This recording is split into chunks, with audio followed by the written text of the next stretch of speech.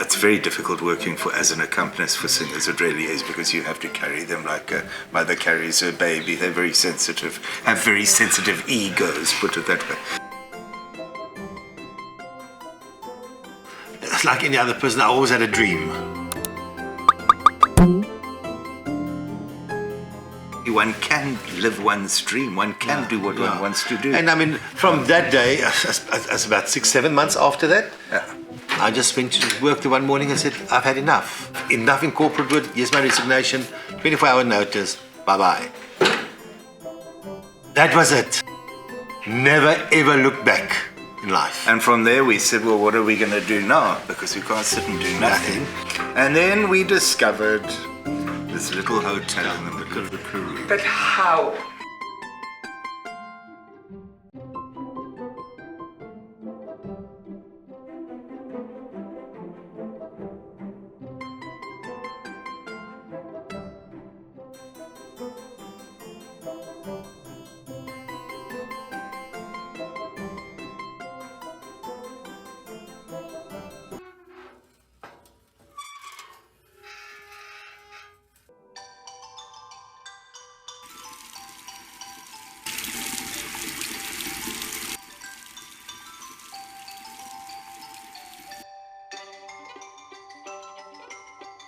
My name is Mark, alias Freddy Ferrari.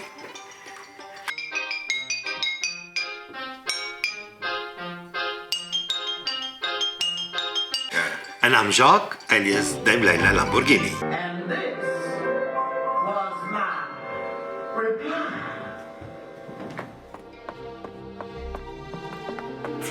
How old were we when we I was 38. How old was I? Oh, 40-something, 45, I think. Yeah, you were 45. Yeah. In 2003, no, we met. 2003. 2003 we met. I'm a pianist, basically, originally. I'm a pianist, I'm a musician. My life has always revolved around music, but then I got very much involved in theatre and performing, and particularly in circus.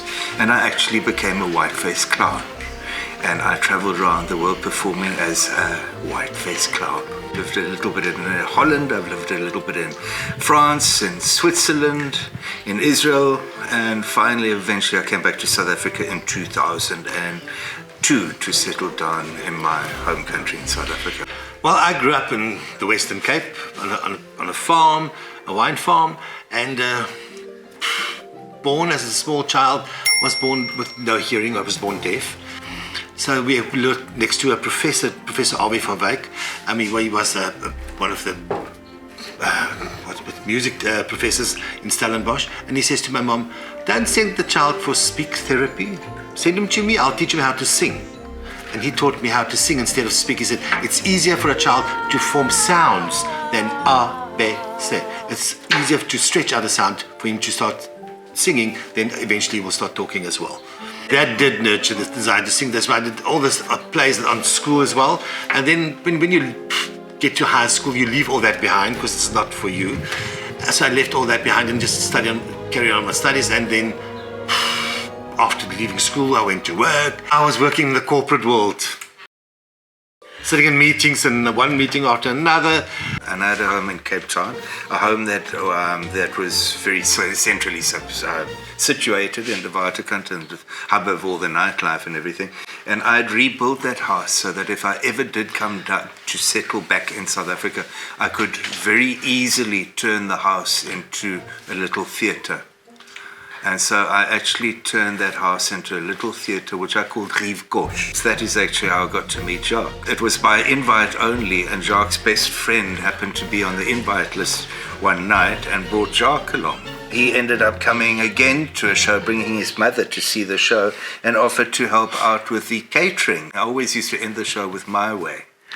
And during one performance at the end of the evening, here came this voice bellowing out of the kitchen, singing My Way, and the audience cheered him on. And I, of course, was very annoyed because I thought, how dare you upstage me? But on he came and he sang very beautifully, and the audience was absolutely blown away. And the next day I said to him, right, so you think you can sing? And came out with a big pile of books, and we sat down at the piano and said, you are now going to sing.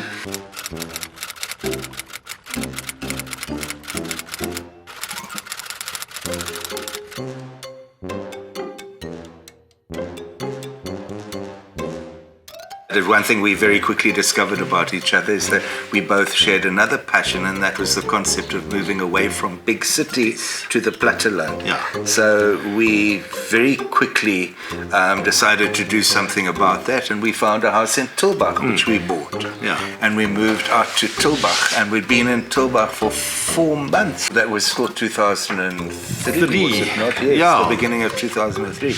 And being in Tulbach, we had all the time in the world to sing and play the piano and put shows together and all the rest, and sit on the strip and drink lots of wine and count the cows and the ducks and the geese. And I've always been a newspaper junkie. I've always been obsessed with reading newspapers from cover to cover. And I kept on seeing this advertisement which said hotel for sale in the Eastern Cape.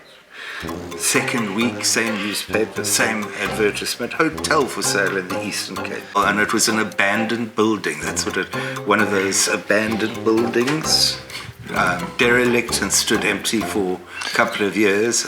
And we fell in love with the place. And that was another dream. Because we always wanted to live in a mansion. No logic associated with it whatsoever, because, I mean, if you looked at the place, it would take a lot of time and an awful lot of money to get the thing, up to... And it would never work as a hotel because you're in the middle of nowhere. So we bought it as a home.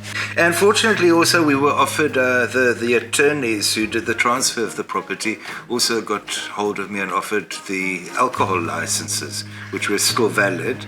And then I was informed that we could start trading immediately. We just had to get the thing transferred into our name, but we could actually start trading straight away. So, of course, that painted a completely different picture altogether.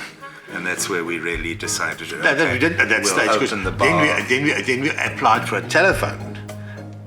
Oh, that's Then right. only, because they gave us the same telephone number that the hotel had all these years. Yes, that's right, yeah. Steytlerville 10 yeah. is our telephone number. And then this phone starts ringing. When are you guys opening? When are you opening? And the two of us looked at each other and said, what?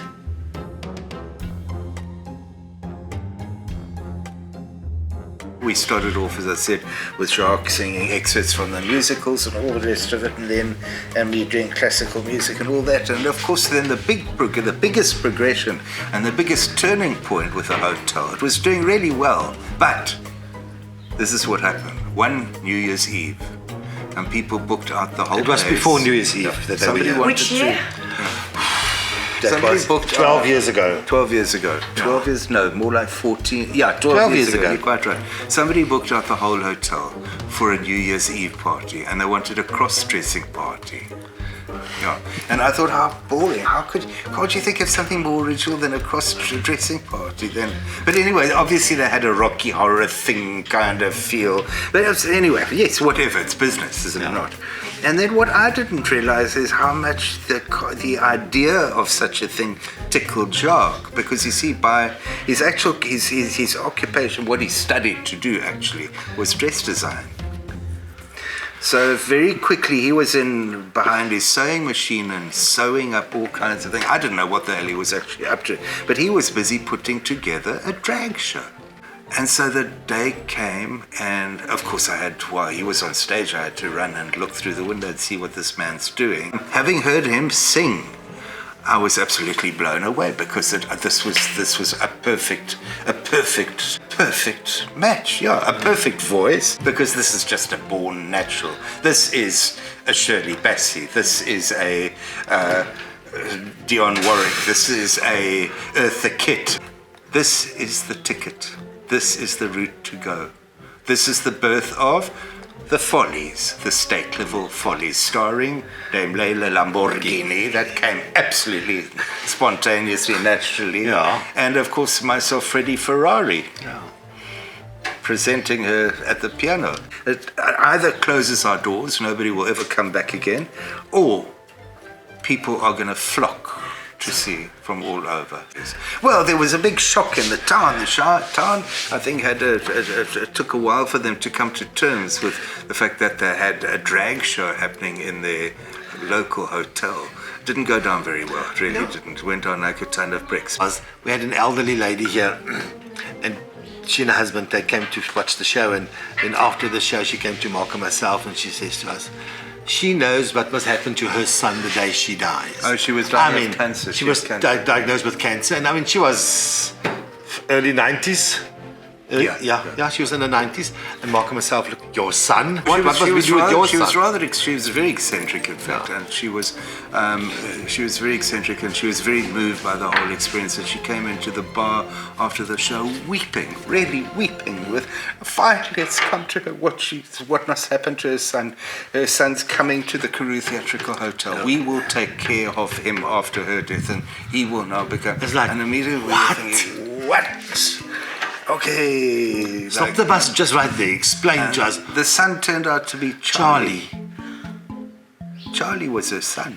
I inherited Charlie when she passed away. On one condition, he has to work again in his life.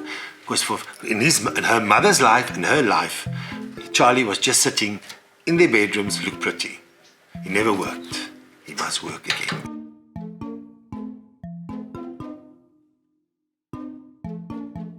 So Charlie was inherited. On her deathbed, he got the call to say, she's going, please come and fetch Charlie. And I couldn't deal with it, so I sent Jacques down on his own to fetch Charlie. And Jacques went down and went to collect Charlie and went to shopping to buy new clothes and all the rest of it. I mean, I found Mark when I got there. I said, I don't think I'm going to come home tonight.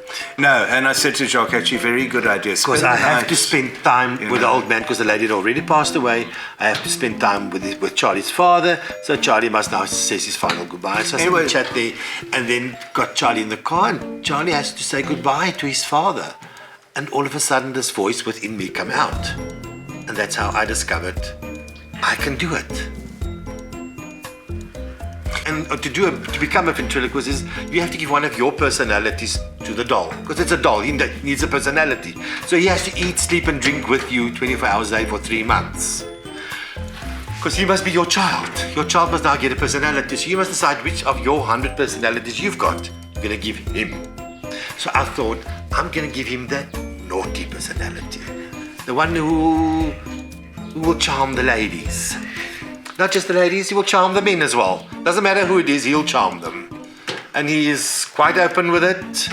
And he asks everybody's WhatsApp numbers, because he WhatsApp them in the evenings, private calls, and send them pics. Yeah, he's very naughty.